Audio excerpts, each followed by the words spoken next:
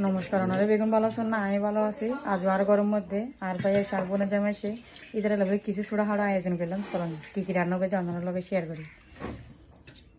পরিবার আগে বেজ আর বোনের জামাই এই বেদে তো জানো দিব ভাই আর এই বেদে আন্তত লক্ষণ।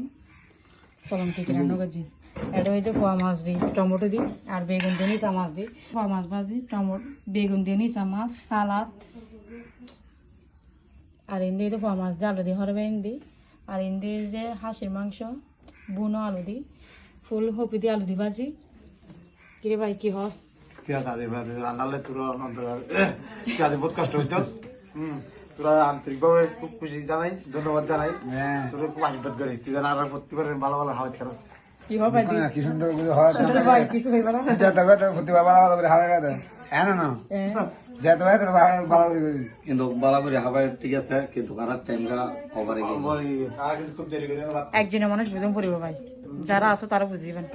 ওই আনতে আর ভাই আর রুমের মধ্যে ড্রেসিং টেবিলত লাইট লাগাই দেয় হয়তো কি সুন্দর করে ভিডিও করতে পারবে। যেহেতু হন ভিডিও করতে গেলে আয়নার মধ্যে একটা আন্দার পরে হাতে লেবলিও না আর ভাই কি সুন্দর লাইট আইনে দেখতে লাগবে না।